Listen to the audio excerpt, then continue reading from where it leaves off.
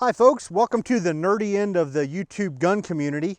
Today we're going to look at a new gun that I just picked up. This is the Thompson Center Compass, chambered in 6.5 Creedmoor. We've been wanting to get into 6.5 Creedmoor here on my channel for quite some time, and this was really the cheapest option I could find to do it. This gun can be had for as little as $225 right now. Thompson Center's running a $75 mail-in rebate, so kind of normal price $299, and then with the $75 mail-in rebate, it makes this thing incredibly affordable. I ended up going with the Vortex combo from Sportsman's Outdoor Superstore, I think is where I ordered. I will have a ton of links down in the description about basically everywhere that's selling this gun for a decent price. And the $75 rebate is still on for the rest of 2017 here until the end of the year. So it's an incredible deal. The Vortex combo I bought ended up being, after rebate, $299. So I got this 4-12 by 44 Vortex Crossfire 2 scope and the Vortex medium rings for an additional $75. That was a pretty good deal. I do own one of these scopes already, and they're not bad. This guy's got a 22-inch barrel with a 1-in-8 twist. So it should be good for the heavy bullets. Another thing that kind of pulled me towards this guy is it does have a threaded barrel. And I own a suppressor. So actually today here on in this video, we're going to screw on a suppressor and shoot some groups. We're going to shoot some groups without the suppressor. We're going to try a variety of ammo in this guy and see what sort of accuracy we're seeing. These do come with an MOA guarantee. So I think we've got plenty of options to test that out. So it does have an adjustable trigger. The trigger feels pretty okay. And I was playing around with it a little bit, trying to get it adjusted for the lightest pull I possibly could. And I found the adjustments on this guy very confusing and a little bit fiddly. So at the end of this video, once we're done shooting some groups and seeing how it performs, I'll add in a little segment at the end about adjusting the trigger, because it was a little bit of a pain in the butt. But I think I've got it adjusted just about as light as it will go, and it feels really nice. It feels really nice. Now, when I first took this guy out of the box, the bolt was a little bit rough. Like those first few times I was thinking, oh man, this is just gnarly. But I've been playing with it here over the last few days, and I've got it oiled up a little bit, and it seems to be getting smoother and smoother as we go. And at this point, it is really quite smooth, to be honest with you. The biggest thing, let me try and get over here in the light. You know, when the bolt is open, it is kind of sloppy here. So if you're not pushing straight, that's where you run into problems. When the bolt is all the way back, if you get it a little bit sideways, it can seem like it doesn't want to go home. But as long as you try to, you know, keep that travel as straight back and straightforward as possible, it runs nicely. This guy does come with a pretty nice little butt pad, nice and squishy. Should be nice at reducing recoil. 6.5 Creedmoor is not a big recoiling round anyway, but a nice little squishy butt pad is nice. When I first took this thing out of the box, the stock seemed to be possibly rubbing just a little bit on the left-hand side of the gun. But I don't know if this is what it's for, but this guy came with this little plastic, like barrel shroud thing. I thought, like when I took it out of the box, I thought it was just a, just a piece that's supposed to be put on the barrel while it's sitting in the rack at the gun store. But I found that it works pretty well, and this might actually be what it's for. I don't know. But if you put it on upside down and then slide it under the stock, it does a very good job of acting as a spacer between the barrel and the stock. This is a flimsy little plastic stock, so this spacer keeps it lined up just right. And hopefully over time in the gun safe, this spacer will keep it from maybe warping and coming into contact with the barrel, because just I've had this in there a couple days acting as a spacer, and it already seems to have gotten rid of the possible minor rub that I saw, and it seems to be spaced really nicely now. So I think our barrel is nice and free floating, and I'm not going to have to worry about that guy too much. The safety on this guy is, for one, it's kind of loud. Maybe that'll work in over time as well. But it's a 3-position safety. All the way forward is fire. There's a middle position, which it's in safe, but you can still load and unload the gun and work your bolt. And then all the way back is a bolt lock position. You cannot open the bolt. And of course, trigger safe, can't open bolt. Middle position, you can work the bolt, but trigger still safe. And then all the way forward is your normal fire position. So the plan for today's video is to get this guy sighted in, first of all, and then I've got several different types of ammo I want to test. I've got the 129 grain Hornady American Whitetail, which uses the 129 grain Hornady interlock bullet. This is a really nice setup for, for a deer rifle, so I wanted to test some hunting ammo. So first of all, the 129, and also bought some of the Federal non-typical Whitetail that uses 140 grain soft point. Now, this is a reloading channel, so in the last video, I loaded up 30 different rounds of hand loads here that we're going to try out. The 129 grain interlock, the 130 grain Sierra Game King, and the 143 grain Hornady ELDX bullet. So I think between all of that ammo, we should be able to test out that whole MOA guarantee and see what sort of accuracy this guy's capable of. So this guy uses a 5-round Rotary magazine. My lighting is all screwed up, isn't it? Let me see if I can. There we go. Let's try this. So this guy is a 5-round Rotary magazine. So as you put the rounds in, they go and it's a bit of a rotary action. The magazine loads and unloads pretty decent. And after you put the 5th round in, there's still a decent amount of, room. So it's not like you're jamming that last round in or anything. So I like the magazine setup. And like I said, it's easy to unload as well. Now these rounds are 2.8 inches. That's your maximum SAAMI overall length. All of your factory ammo that you buy, this is the longest overall length you're going to find. But you can see there's still a lot of room in the magazine for longer rounds, which is really good news for those of us who reload, because a lot of times we like to exceed SAAMI maximum length. We like to go much longer. And we're actually going to double check to make sure that they're going to feed okay here in today's video. I loaded some of these guys up at 2.9 inches. So these are quite long. There's all 5 rounds in there. You can see they go down in there just fine. There's actually still quite a bit of space left. It looks like you could go all the way out to 2.980 with this magazine. So this is good stuff. And we're going to see how these guys feed whenever we get to a point where we're ready to shoot a group with them. All right, so that's quite enough of this talking garbage. I'm going to put a target out at 50 yards. Let's see if we can get this scope dialed in. Then we'll move the target to 100 and do some accuracy tests. All right, I want to start out, I've got 5 rounds in the magazine of the Hornady American Whitetail stuff with 129 grain interlock. The box shows a muzzle velocity of 2,820 feet per second. That's probably with a much longer barrel than the 22-inch barrel we're shooting. So we'll see what sort of results we get. I've got my Caldwell Ballistic Precision chronograph out. Like I said, I'm going to feed these guys from the magazine. The instructions for the gun tell you to insert the magazine with the bolt open, but I want to see if a full magazine goes in okay with the bolt closed. Yep, it sure does.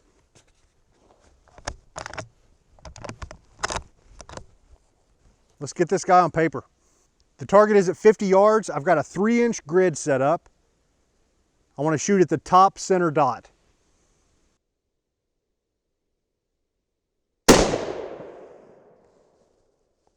All right, good. We're about 5 inches low.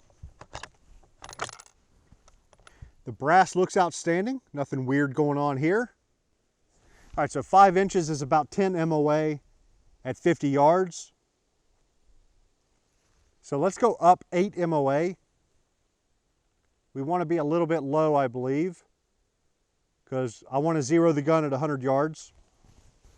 So let's shoot another one, see where we're at. The velocity on that guy was 2718. So what did the box say? The box said 2820, so we're about 100 feet per second slower than the box.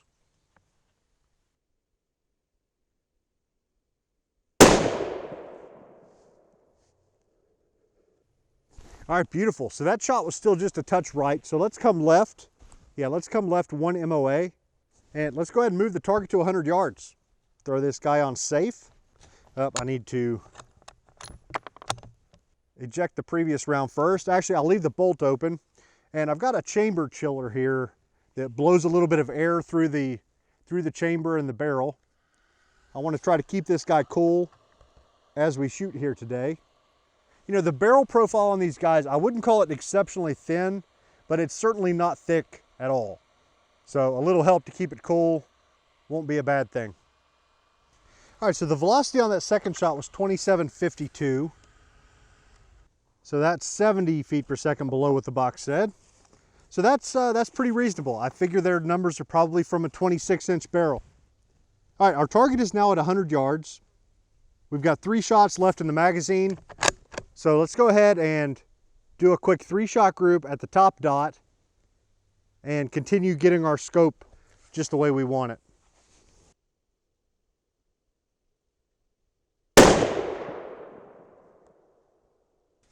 Pretty good.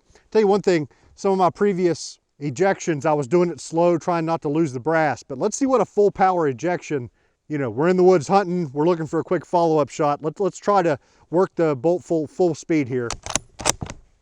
Yeah, no problem there. The brass ejected nice and healthy. It didn't go 10 miles, but it went far enough. Good deal. Let's leave the scope where it's at and let's shoot a 3-shot group.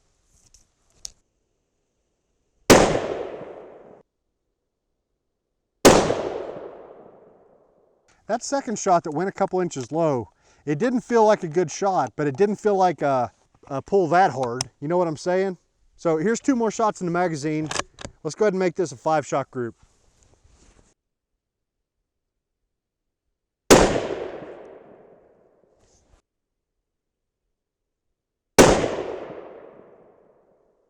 All right, stringing a little bit vertical there.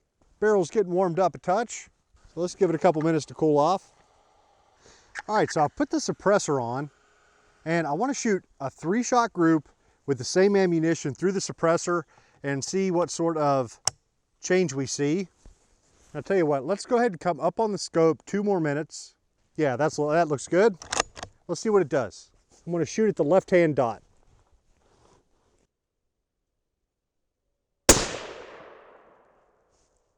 It looked like that one went about 2 inches to the right.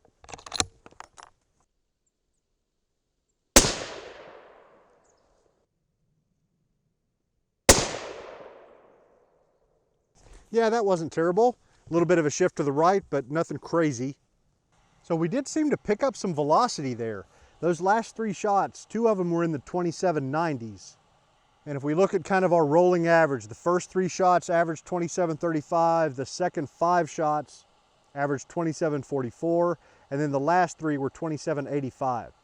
So whether that little bump was from the suppressor or maybe the gun just breaking in, you know, barrel getting broken in, I can't be sure. And speaking of breaking in, I want to shoot 5 more shots and then I'm going to go in and clean the gun really well, run some patches through the barrel, make sure nothing weird's going on in there. And for these last 5, I want to shoot the 140 grain Federal non-typical whitetail.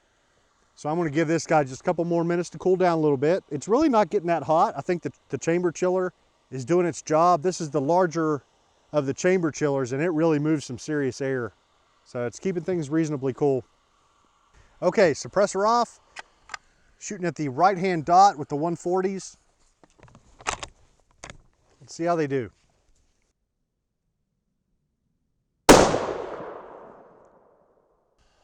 I'll tell you what, for this group, I'm going to give it a minute between each shot with the chamber chiller in here, just maybe 60 seconds or so, just to maybe help keep things cool. I don't like that stringing that we saw on that earlier group.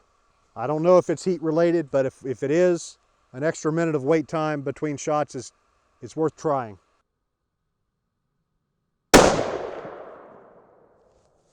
So the box velocity on this stuff is 2750, and we're seeing right around 2650. Well, actually, we've had a 2692 and a 2649. So it looks like with both this ammo and the other, we're losing just a little bit less than 100 feet per second from the box velocity.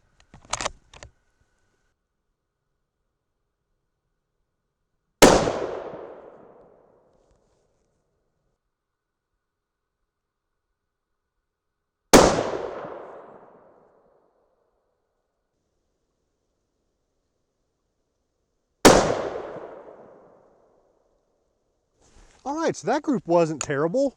Let's see what our velocity was with that stuff. Yep, average was 2665. So a little less than 100 feet per second below the box velocity. That's not bad for a 22-inch barrel. That last group there is probably 1.5 inches, something like that. So Not bad for some factory ammo. So here's what I'm gonna do. I'm gonna take it inside, I'm gonna run some patches through it. If anything looks weird, I'll let you know. I'll get a fresh target up and we'll start shooting some of the hand loads. And hopefully these groups will tighten up a little bit. All right, so I've got the gun all cleaned up and ready to rock. I patched it and brushed it, didn't see any signs of major copper fouling. Got just a touch of blue out of there, but nothing that causes me any alarm. So everything seems good to go. It's all nice and clean now. So it's time to switch over to our hand loads and see if these give us a little bit better accuracy than we saw from the factory ammunition. I've got 3 different bullets we're testing. We loaded up this ammo in the last video. The first bullet is the 129 grain Hornady Interlock. That's the same bullet that was in our Hornady American Whitetail factory ammo. We're shooting an overall length of 2.690. The powder is Reloader 17. First up is 41.0 grains. We're starting low here with our reloads. You know, we don't want to get ourselves in trouble, run into pressure or whatever. So velocity might not be that impressive here, but hopefully we'll see some better accuracy. So we've got 6 loads to test. This is the first one, shooting at the left-hand dot.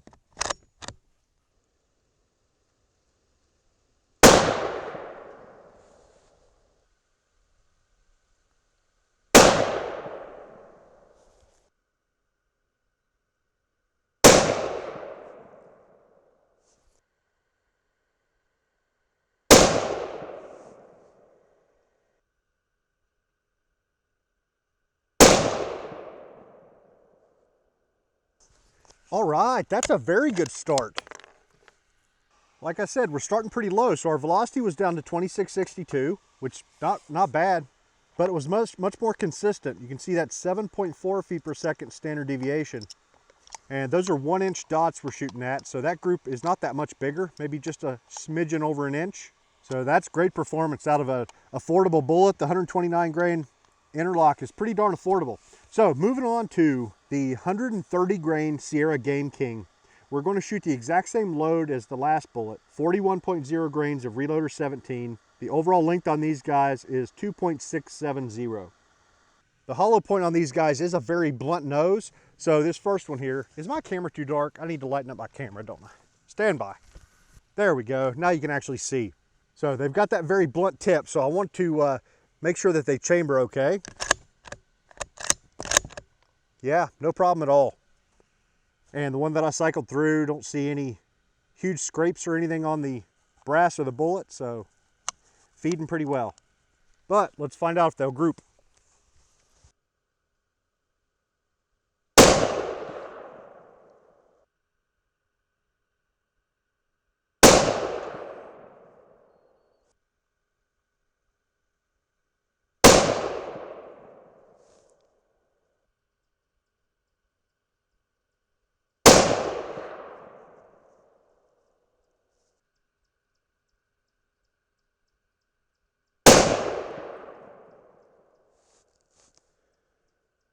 Holy crap, folks.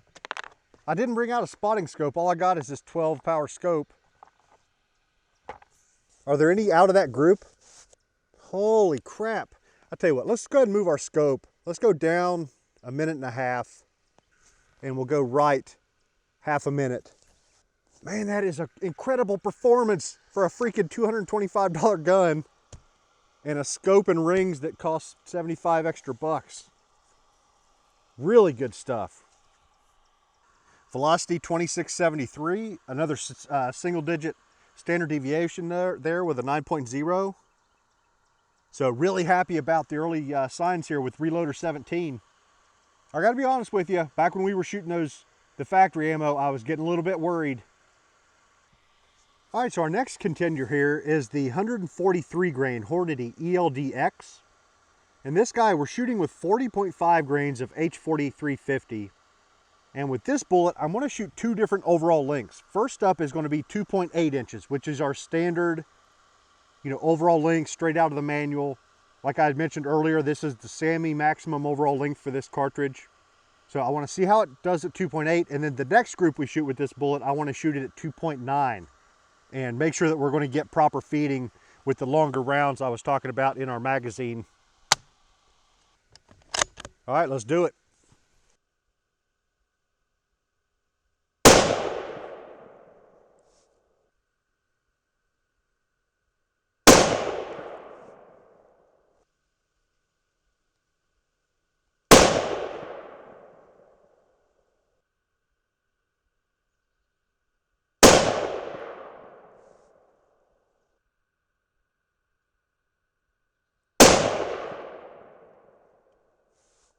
All right, another great group. Amazing. Holy crap. Velocity 2527 with a 13.0 feet per second standard deviation. The last shot was 2549. It was 20 feet per second faster than any of the others, and it kind of screwed up our numbers. I was watching the velocities as we went along, and after the first 4 shots, I think we had a standard deviation of like 4. But our last shot kind of screwed that up. All right, I'll tell you what, now that, I mean, honestly, this gun has proven its accuracy to me. So I want to throw the suppressor on here for the rest of the shots. We've got 15 more shots to take, 3 more groups. And I want to see if we see similar accuracy with the suppressor on. We did see that point of impact shift down and to the right with our previous suppressor test with the factory ammo. We'll see if the hand loads do the same thing. So we're back to the 129 grain Hornady interlock. Last time we shot 41.0 grains of powder. This time we're shooting 42.0 grains of powder.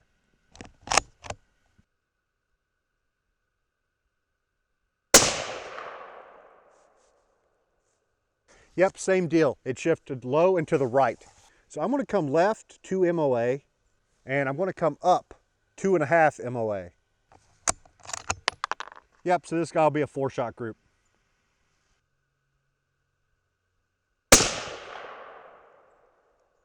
Tell you what, the recoil reduction with the suppressor, pretty dramatic. So I annoy my neighbors less and I have less recoil to deal with. You can't beat that.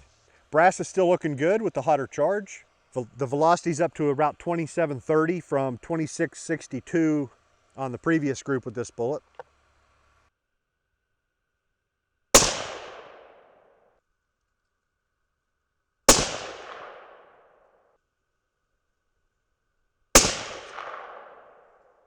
All right, next up, we're heading back to our 130 grain Sierra Game King. This is also 42.0 grains of Reloader 17. I'm going to screw around and run out of daylight here. So the last 10 shots here, the last 2 groups, I'm going to go ahead and just shoot them fast. Nothing crazy, right? I'm going to take my time and aim and all of that junk, but let's see if we can get this barrel nice and warm and see if it starts walking around on us.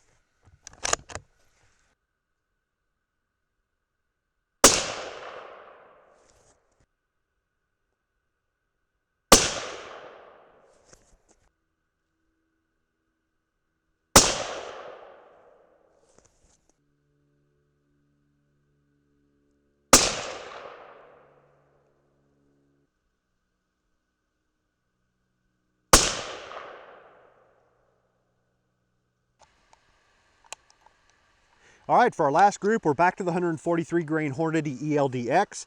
We're still shooting 40.5 grains of H4350, but this time our overall length is 2.9 inches. These would not fit in the magazine of a Tikka or a Remington 700 or anything like that. So let's see how they feed here out of our Compass magazine. They seem to just feed fine. That is so awesome. All right, let's see how they shoot.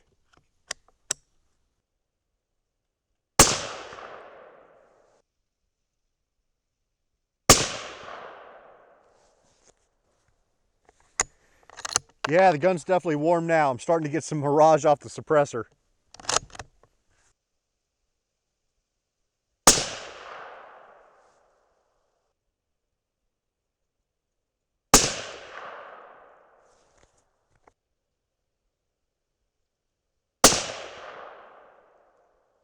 All right, the gun is pretty smoking hot right now, but the group's held together halfway decent. I couldn't be happier.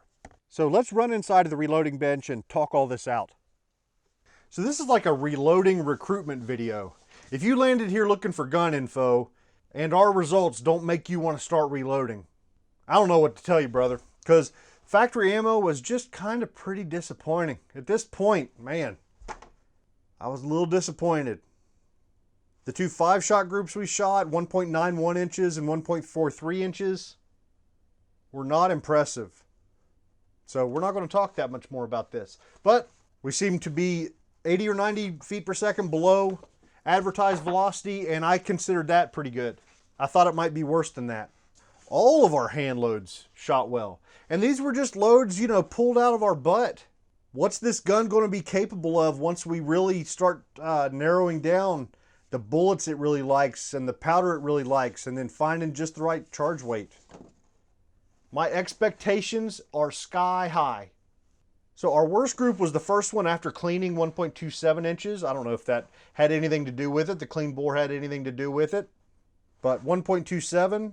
And then our next two worst groups were the last two here, where I was really trying to shoot fast, get the gun nice and hot. And I think these ones that were kind of dropping low and to the left might be related to barrel heat. I don't know. We're going to have, we're going to have to put a lot more rounds through the gun and start characterizing those sorts of things.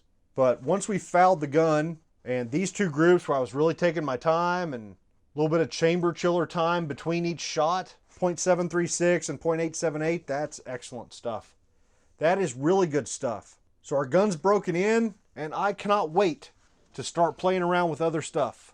The other thing that is it's a bigger deal than I'm able to make you understand on film here probably, but this is a 12 power scope. I wear glasses, my eyes suck. I think simply putting a 24 power, I've actually got a 36 power scope with a 1-inch tube. Maybe I'll throw that beast on here. But I think switching to a higher magnification scope where I can settle in a little bit better, this gun will probably continue to impress, or I'm hoping it will. One thing I did want to show earlier that I kind of forgot about, the bolt. I don't know if you want to see it. It is a 3-lug design, strong like bull. I'd have to say I have nothing to complain about at this point. If I had paid $500, I wouldn't have anything to complain about at this point. The stock is cheap garbage. So is my Tikka stock. Man, I tell you what, you put this in a nice Boyd's laminated stock, that would be sweet. That'd make for a really nice gun. The Vortex Crossfire, like I mentioned before, I already own one, so this is my second one. Happy with it. It seemed to track just fine. The adjustments we made to it reacted just like they should on paper. These have very clear glass. An outstanding deer hunting scope. Like this is a perfect deer hunting setup. I figured with the light barrel, when we threw the suppressor on there, like that's a significant amount of weight hanging out on a little old barrel. And it definitely made the gun, front heavy. Actually on my rest, I had to keep weight on the back because it was one to tip forward on me. So I figured we'd probably see a point of impact shift. So a couple minutes down to the right. I'm not shocked by it. I certainly wish it wasn't doing that. I wish I could just screw the can on and off and have the same point of impact, but you can't have everything in life. Our tests with long rounds in the magazine went awesome. All of our brass, I'm not even gonna waste my time showing. There's absolutely nothing to show you on the brass. Zero pressure signs from any of our loads. But we picked light loads for exactly that reason. Didn't want to have to deal with that in this video. The velocity and standard deviation numbers that we saw with Reloader 17 looked really good, man. I'm looking forward to testing a whole bunch more with Reloader 17. I might go ahead and pick up another pound now that I see those standard deviation numbers were awesome. Accuracy was awesome. So it's all good, brother. I couldn't be happier with things. So I want to roll in a little segment on adjusting the trigger. It is boring. It is confusing, and I don't blame you if you just bail out right now, man. So if you're interested in that, stay tuned. Otherwise, if you'd like to help support my channel, you can come to patreon.com/reloading. I'll have links down in the description of where to buy that gun, but I'll also have some additional links, some affiliate links. If you're going shopping for reloading and gun stuff, I have affiliate accounts at several different places. Consider clicking on my link before you go shopping. Same price for you, but they kick me a couple pennies on the dollar. So, all right, I'll see you guys next time. All right, guys, let me try and quickly show you the trigger adjustment here. The action, you got an action screw here and then back here. Uses an Allen wrench. Nothing complicated here. So both the front and the rear screws are the same size as far as I can tell. So that's good. And then we just pop this guy right out. Now, here on the back, these 3 nuts and this screw that goes through here, this is your trigger adjustment. I'll show you how the trigger works here. Let's see. I don't know. Yeah, I'm cocked right now, so that's all there is to it. Pretty simple design.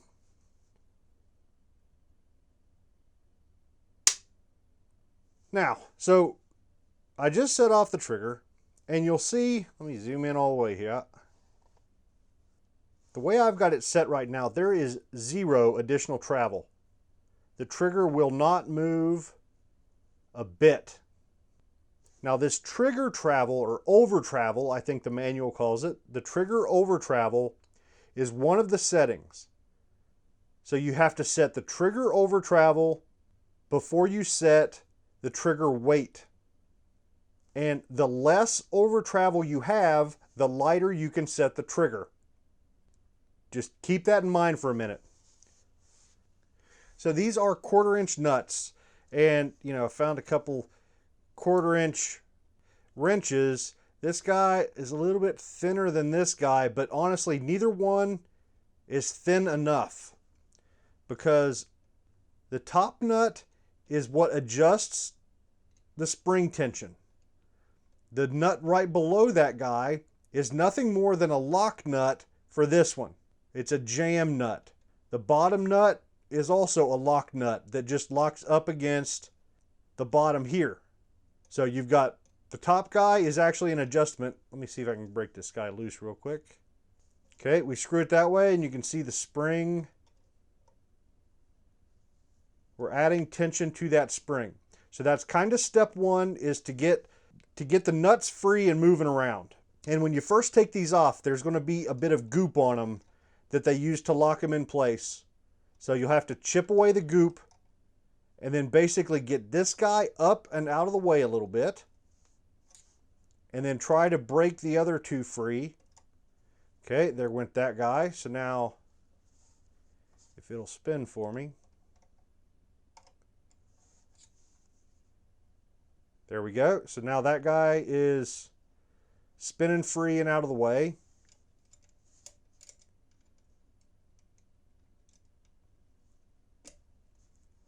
And that guy is spinning free. So once you have everything loose, if you look under here, that is a slotted screw. It's a little bit dainty, so you want to find a screwdriver that fits it well. I think this is the one that fit it halfway decent. Yep, so this guy goes into the slot there. And what I want to do real quick is loosen this guy up a good bit. And by a good bit, I mean like half turn.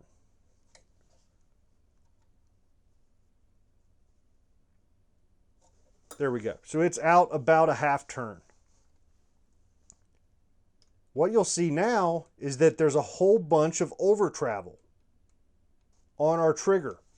And as we screw this in, I'll tell you what, I'll screw it in all the way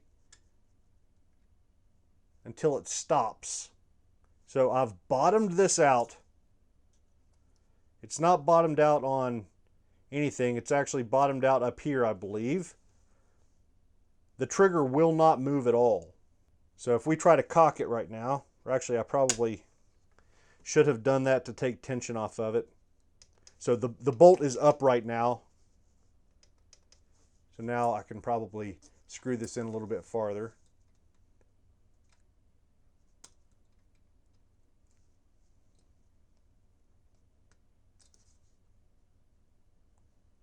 Yep, so this is now screwed in all the way until it bottoms out. The trigger will not move at all. So if we go ahead and cock the trigger, so the mechanism is cocked, but I can't move the trigger to actually set it off. So you slowly back this out, and it only takes about 1/8 of a turn before you can finally see it's moving, but it's not quite enough to clear and actually go off. So keep backing out until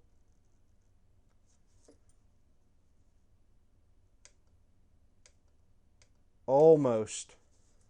Yep, it's just not moving enough. So let me keep backing it out until we can finally get it to go off.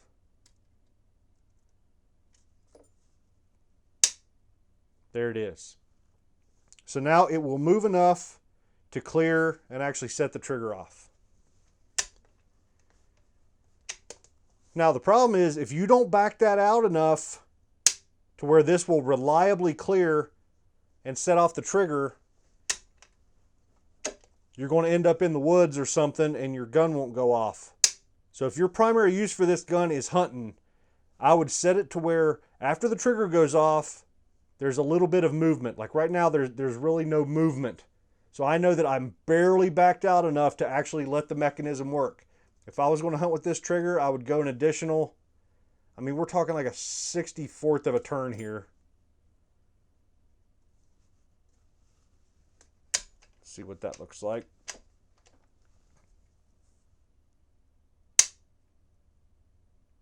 Yep, still not enough.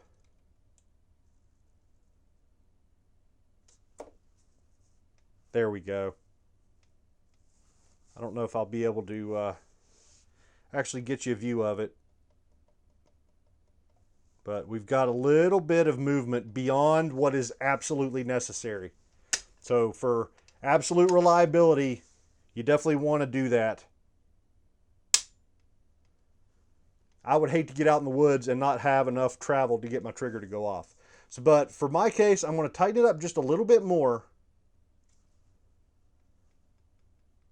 to get rid of that slop, because the tighter you make it, the lighter you can set the trigger. A little bit too much. There we go. Now it's just barely able to move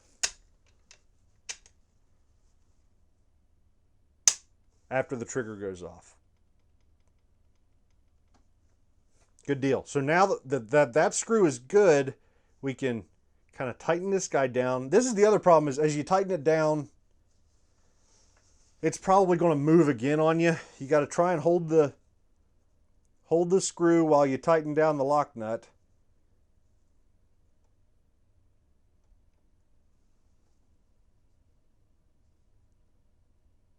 But I never quite seem to be all that successful here.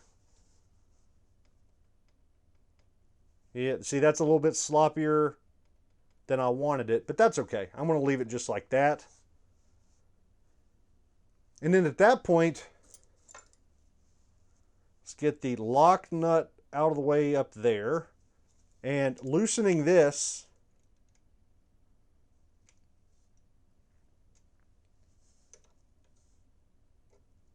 reduces the spring tension, and that actually is what sets the weight of your trigger.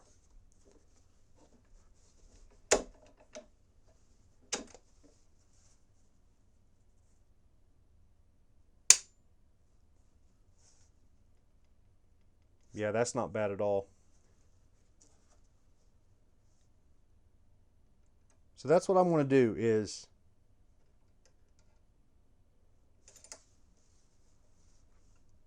the bottom nut, I've actually got it right down against that piece, and then the top one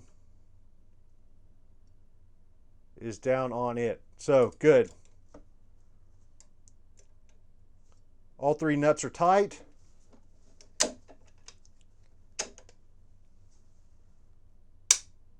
Trigger seems to be working reliably. I've got a tiny little bit of over travel for reliability reasons, and you're good to go. Now, if for some reason I wanted a heavier trigger, all I would have to do is just,